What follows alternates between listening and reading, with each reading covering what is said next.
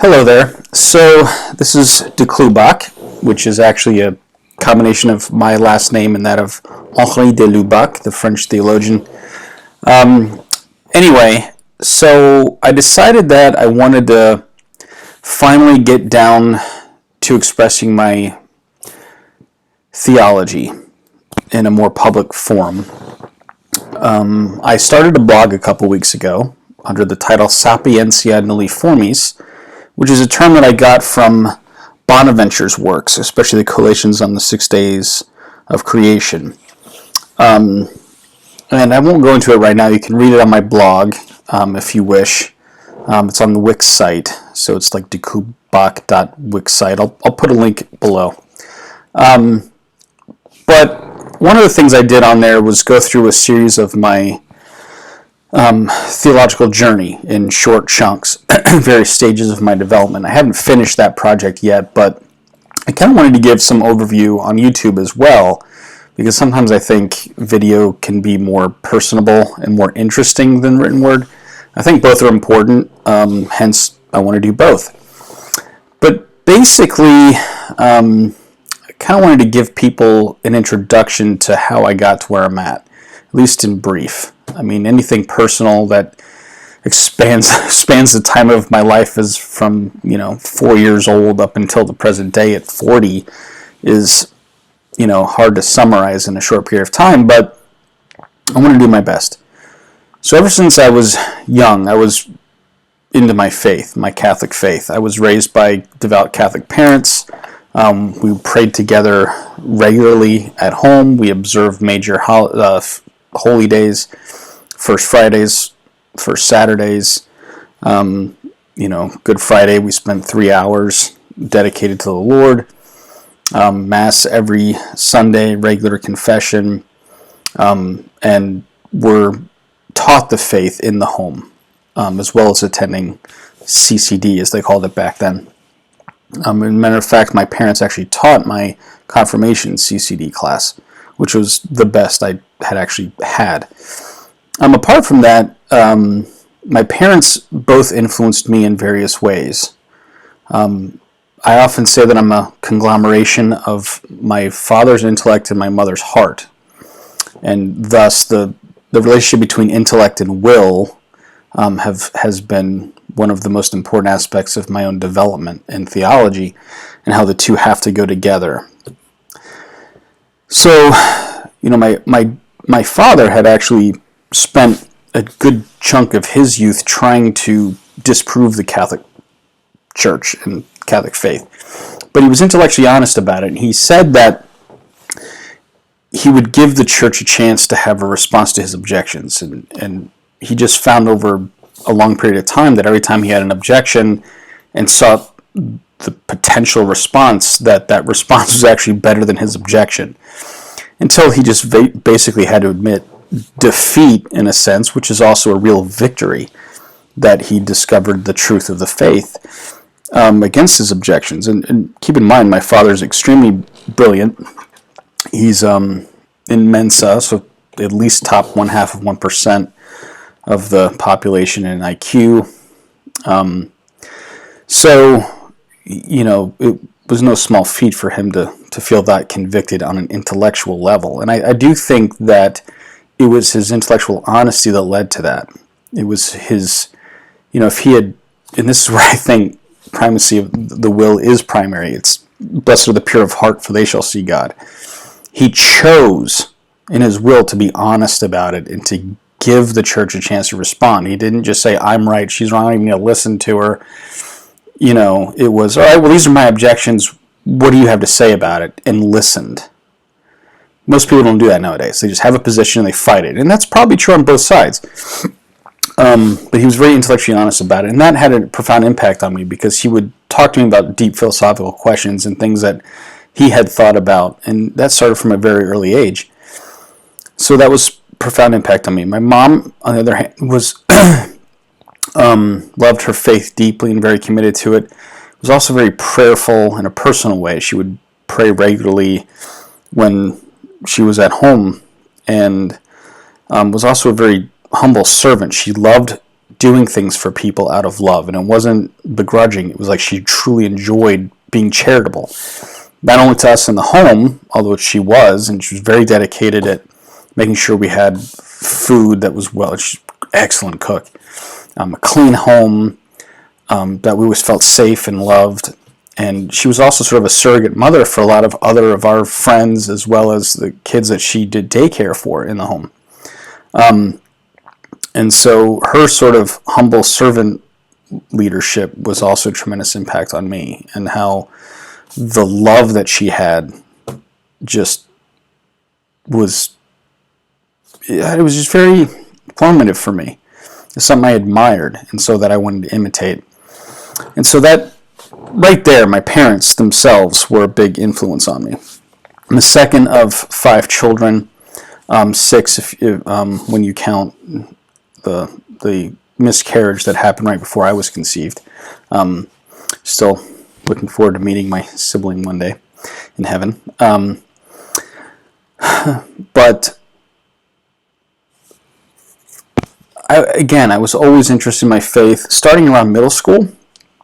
Probably when I was 12 years old or so, I started reading some works in apologetics. Peter Kraft had a huge impact on me with his Straight Answers to Tough Questions about Christianity.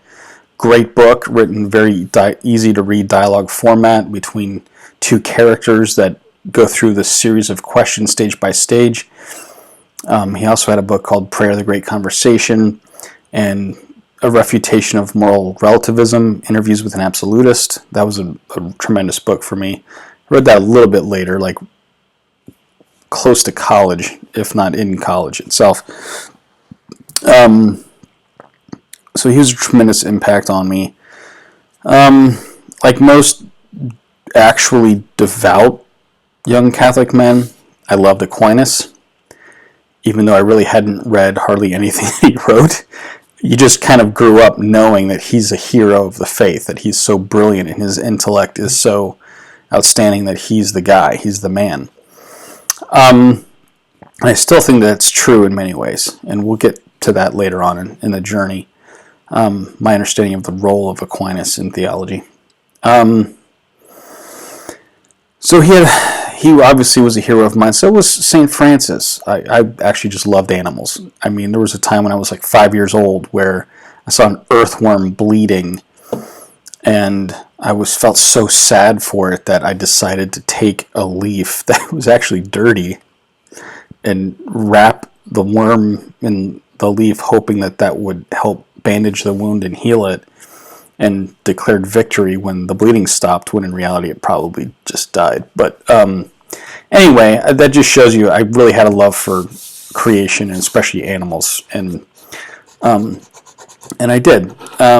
Going through my studies in high school, I gravitated more towards the math and science. I was very big on logic and reason, and thus, like, math was great because there were absolute answers you could prove, which was even pre-scientific if you think about it. It's abstract proofs. They're logical necessities. They're not things that you learn through observation per se. I mean, that might start the thinking, but the proofs themselves are somewhat philosophical in a sense. They're provable by intellectual demonstration through logical, fact. So that was a big part of my journey as well. And then also the sciences, especially biology, and anatomy and physiology. I used to love dissecting. I was so glad that we didn't actually have to kill the animals like you saw like on certain movies and stuff where they'd have to put the formaldehyde in there and watch the frog. We didn't have to do that. They already came pre-dead, so it was more like an autopsy or necropsy as we call it in veterinary medicine. I loved doing that because I just thought it was so cool seeing how all the structures and pieces of the body fit together and how they work together. And then later on in my studies, the more I delved into the biochemical interactions and how those processes worked, and then you look at the inner life of the cell, it's even more amazing. And so that was a big part of it. And at no point did I ever see a conflict between my faith and science. It was always quite the contrary. So I never quite can understand how people can kind of have this false dichotomy of it's one or the other. I still don't get that after years of study in both realms. So anyway, it was. I eventually decided I wanted to go into pre-veterinary medicine and biology with a minor in chemistry at the University of Findlay. Oh, introverted but willing to discuss Thomistic metaphysics. It was a Christmas gift. Definitely true. And then after about a year and a half or so of study, I kind of wanted to get away from veterinary medicine because I no longer wanted to just learn and apply stuff. I wanted to kind of push the envelope, so I decided I wanted to go to biomedical research and development. But I ended up not having enough funding to go back to that same college for my 4th semester, so I left for Christmas break not knowing where I was going to go. I ended up transferring from University of Findlay to Belmont Abbey College, and then after 1 semester, changed my major to theology. And I probably will go into that in more detail in another video, but I had a sort of butting of heads with my cell biology teacher over some things. Needless to say, that led to later on my my undergraduate thesis being on the theological and moral implications of genetic research, which was really fun to do. And after the presentation, there was open questions from professors as well as from the audience, and my father actually levied the most strong arguments against my position, which was kind of ironic. People thought that was hilarious that he was kind of going at it, engaging in this with me. But it was fun. And he did. He came the closest to exposing what I thought was the weakest part of my argument. And he didn't, it was kind of funny that no one else seemed to pick up on it, but he did. So anyway, I then went to grad school at Boston College because I got a full tuition remission scholarship for the first year of studies as long as I took 4 courses each semester, which was considered, 3 was considered full-time in master's work. So I accepted that scholarship and went to Boston College. And there I had some good professors, especially I had Father Harvey Egan, who taught an Introduction to Catholic Systematic Theology course, or it was called Catholic Systematic Theology 1. And I already knew about the class because one of my professors at Belmont Abbey had graduated and gotten 2 doctorates from there in political science and theology, so he warned me what that class was going to be, and it was primarily going to be Rahner's Foundations of Christian Faith. Actually, that book's around here somewhere. And so I started reading that before I got there, just to give myself a heads up,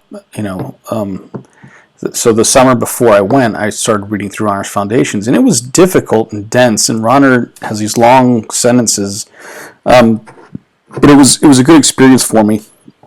I won't say I agree with everything that he said in there. I'm not going to say that.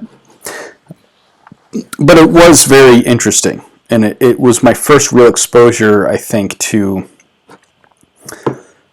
I don't really want to get into all that right now. We'll save that for later. But it was formative, and I will say this, I think Rahner has been often misunderstood, and he hasn't been helped by a lot of Rahnerians who have taken his name and kind of brought it in directions I don't think he would have approved of. Father Egan didn't do that. He was really good, but some other people, it seems,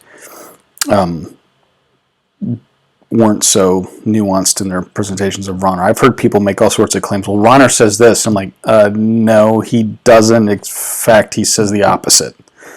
And, well, that's not really his conclusion or things of that sort. But anyway, that was very formative. I also took a course with Father Francis Sullivan, who taught at the Gregorian in Rome while Vatican II was going on. So this guy was there, and he taught my course on the documents of Vatican II. Sullivan's an interesting writer. I call him the anti-Dulles. So they're both Jesuit theologians from the northeastern United States who have a very clear presentation style, easy to read, easy to follow, But they're on sort of opposite ends of the spectrum. Dulles is sort of like moderate conservative, and Sullivan is more moderate liberal. He's not like an anything goes guy, but he's kind of sly in how he sticks some things in. And that's how I found him in class. Like, all right, he knows a lot of the history and stuff, but sometimes he gets this little smirk on his face where he's trying to, like, I don't know. That's kind of the sense I got. Anyway, he's very well respected theologian. They both wrote books called Magisterium. I'd love to do a comparison of the two one day, just to see how they differ on that presentation, because I'm sure a lot of the content has to be the same because they're going to be presenting the same sources, but their little commentary, I bet, would be interesting to compare. So I also took at St. John's, seminary, which was sort of across a street from Boston College's campus and down the road a little bit, a course in the Introduction to Moral Theology with Father Romano Cesario, a Dominican, who is a little bit of a confident man, let's say. But I guess he has reason. He is really bright, and it was a great class. I mean, he wrote his own book on theology, which was one of the books for the class, but we barely used it. He actually primarily used the work of another Dominican, Servais Pincares, on the sources of Christian ethics, as well as Pope John Paul II's encyclical Veritatis Splendor. And he said that we could consider the course a commentary on that encyclical, Veritatis Splendor, Splendor of the Truth, which is one of the best encyclicals I've ever read. It's truly brilliant. It's a good summary. I use it all the time in presentations. Excellent read for how to go about doing moral reasoning. It really is excellent. It talks about faith and reason and that whole relationship, as both the process of how to conduct moral reasoning and the types of the aspects of morality. So that was very formative for me as well. I also took a course on Pauline literature with Fame Perkins, a world-renowned scholar. She was, I think, part of the one of the people who helped do the New American Bible. Interesting person, very fun to talk to. I really enjoyed speaking with her. I didn't take a lot of notes in that class, and I would leave every week, because it was only 2 hours once a week, like going, well, I didn't write anything down. I didn't really find anything that I should have written down, but it wasn't pointless, and I would just scratch my head, because usually I take copious notes, like obsessive with writing everything down. In her class, it wasn't that way. Unfortunately, I just don't remember much that we covered. I remember the names of the books we used, and that was about it. And the Soma-Sarx distinction, body versus flesh, and that's about it. But I had fun in that class. It was my first graduate paper, was for that class. It was an exegesis of a section within Romans chapter 7 on whether or not the law was good and holy and true. That part of it. That was interesting. Let's see. And then Father Matthew Lamb was my academic advisor there and taught Catholic systematic theology too. And similar to Fame Perkins in a way, I don't really remember much from his class. He had his own bound volume of readings for us to go through.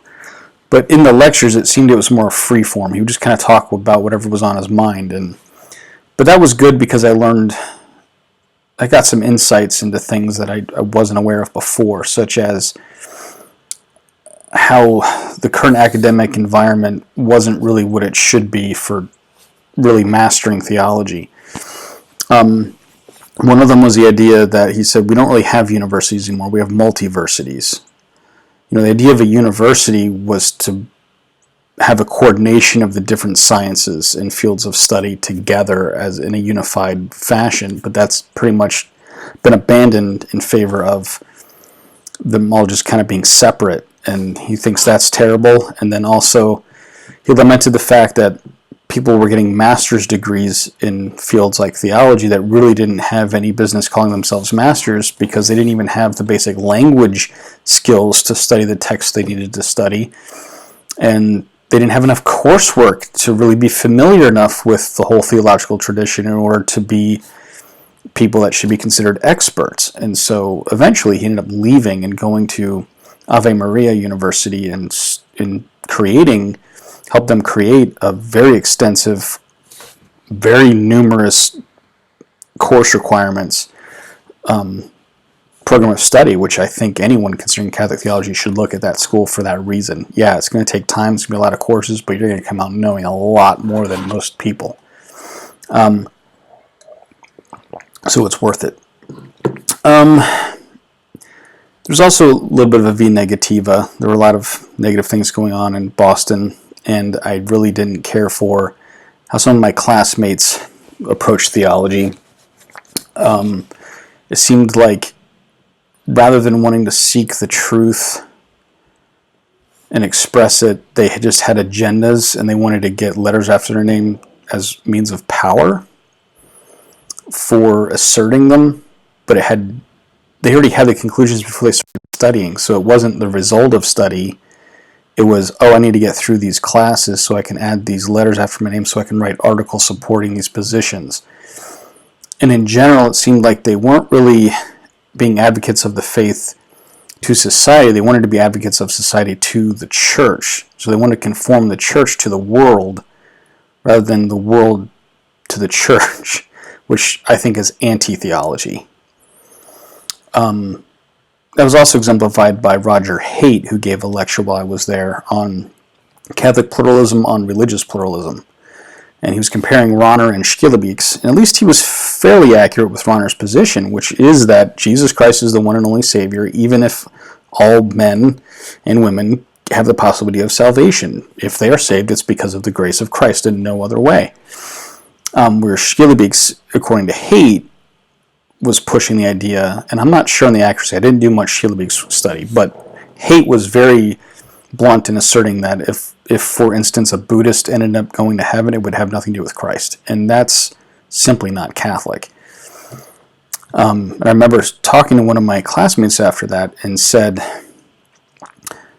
it seems to me that the purpose of, his rationale for that was that it made Catholic Orthodox, or Catholic interreligious dialogue easier.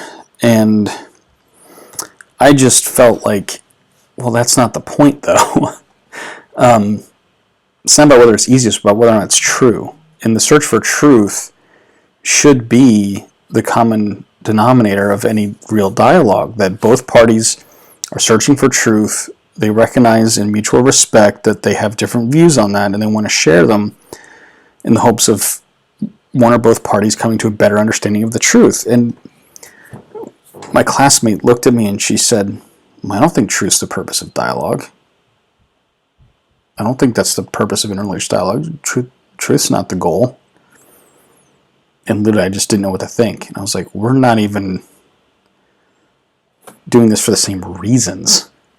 And it really kind of scared me in a sense. Not in a, oh no, I'm afraid, kind of just like, wow, like, is this what people do? They come and get degrees in things to sort of undermine it rather than to support it?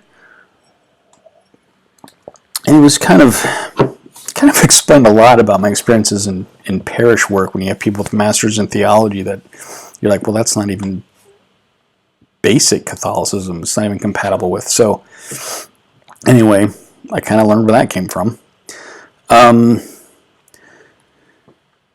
Eventually I ended up transferring to Catholic University of America. I finished 2 graduate degrees there, an STB, which is a master's level, similar to what Father Lamb was talking about. It's a master's level degree, but it requires a lot more coursework than most master's levels degrees. It had between 68 and 70 credit hours required for the degree, plus comprehensive exams. Then I did an STL as well, which I wrote a 140-something page thesis, took 8 doctoral classes, and had written and oral comprehensive exams for as well. And that was specifically whereas the STB was like you did courses in scripture, moral theology, systematics, historical theology, the like. My STL degree was specifically in systematic theology. And I sort of, by course selection and thesis topic, aimed towards ecclesiology, which is theology of the church.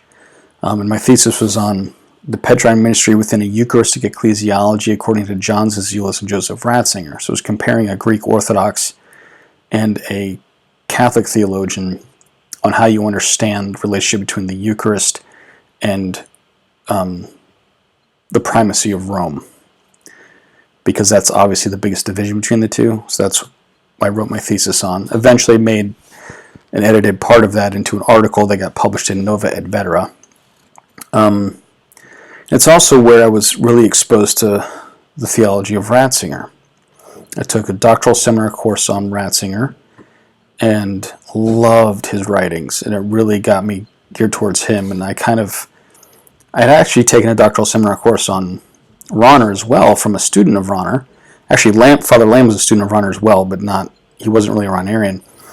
But Father Galvin, who did his doctorate in Germany, knew Rahner, and he did a doctoral course on Rahner, and I loved that class too. But reading more Ratzinger, I just started falling in love with his thought. And while I still respect Rahner in many ways and will defend him in many instances, and I still draw upon his thought, Ratzinger has quickly become sort of my favorite theologian of all time, and we'll go into why later. But that's sort of where I went with it. And then eventually I went back, and I'm just now finishing the corrections to my doctoral dissertation, my third set of corrections. I had my director and 2 readers, so I just finished all of the handwritten corrections on the draft today, actually, for the dissertation on Ratzinger's Theology of Divine Revelation, which is interesting because that really wasn't my background. I didn't have a strong background in theology of revelation per se. And by that, we don't mean the book. We mean divine revelation and what it is and what it means, and scripture and tradition and magisterium and the relation between them and the believing subject and all that kind of stuff.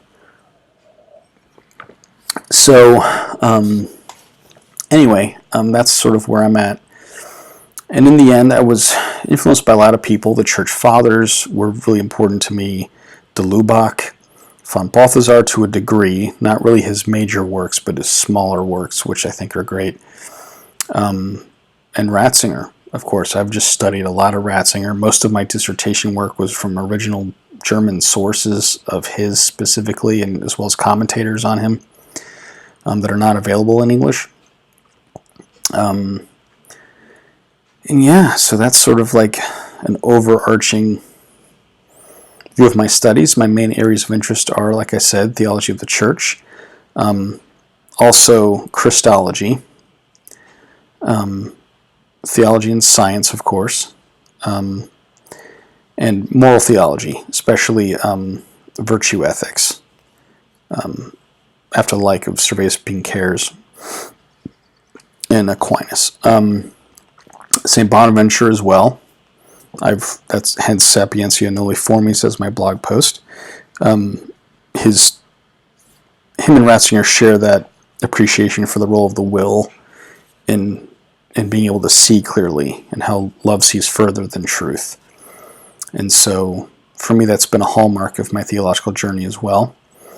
And anyway, I'd love to continue these videos and perhaps go into other topics. I'd like to do an overview of Catholic theology and what makes it Catholic per se.